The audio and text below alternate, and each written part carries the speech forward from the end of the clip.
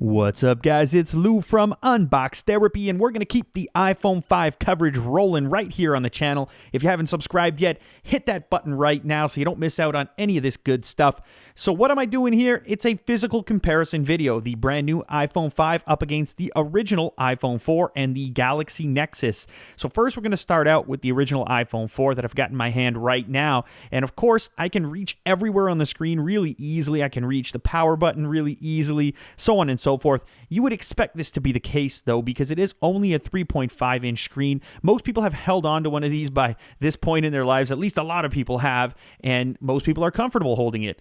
Now, here is the iPhone 5, and I got to be honest with you, holding it at first, you don't notice a huge difference between it and the older device. One thing that I did notice, though, is that because of the bigger form factor, it's a little tougher to reach up to where the power switch is. That's the one button that you kind of have to stretch a little bit more for. For a point of reference, my hands, I would say, are a little bit larger than average. So because you've got such a long device, it's tough to reach up there. Now, when you're dealing with something like the Galaxy Nexus, they've put the power switch in a different location, so you don't have to reach all the way to the top. Actually, I believe your thumb can hit it. Yes, I'm correct. It's actually on the side of the device because the device is so much taller. But the device is also wider, making it tougher for your thumb to reach the far corners of the screen, especially the one in the top corner. Not that you really have to reach there all that often, but I just want to give you guys a physical comparison so you can sort of figure it out for yourselves.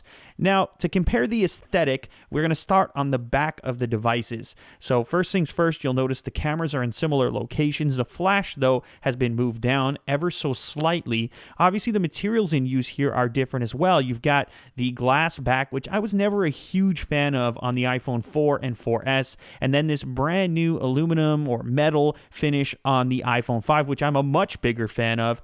On the side of the device, you can get an idea here, actually, of the width of each one. Obviously, the iPhone 5 is thinner. Here's a SD card to help you sort of reference. And then the Galaxy Nexus is the fattest of the bunch, although it's fatter at the bottom than the top. And it kind of has, I guess you call that a tapered design and a curved screen, which kind of make it a tough comparison, but it is the fattest.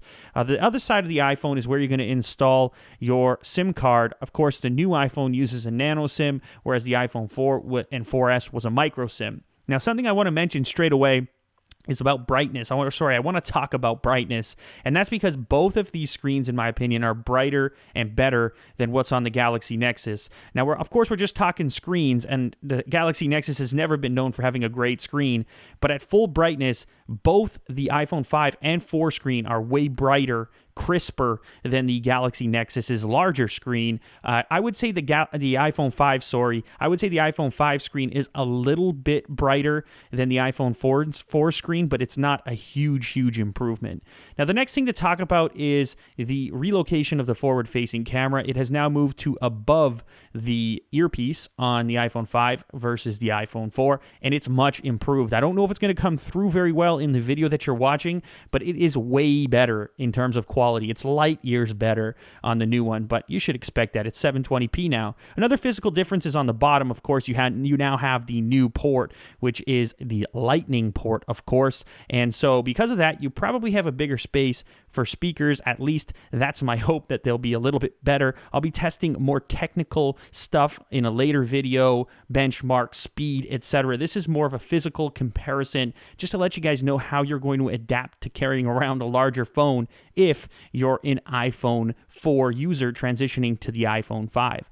So I'll go ahead one last time and show you guys what it looks like when I hold both phones together. I'll put the iPhone 5 in my left hand and the iPhone 4 in my right hand. And I got to tell you, just holding it in a normal fashion, it's pretty hard to notice the difference between the two. You do notice that the 5 is a little bit thinner and a little bit taller, but other than that, it's pretty much a carbon copy in many of the ways that it feels. So anyways, guys, I hope this was informative for you. Just wanted to give you a quick physical comparison. If you enjoyed this content, please remember to like and favorite the video, as it does help me out a bunch. And if you haven't subscribed yet, do it now. More iPhone 5 stuff is on the way. You don't want to miss it.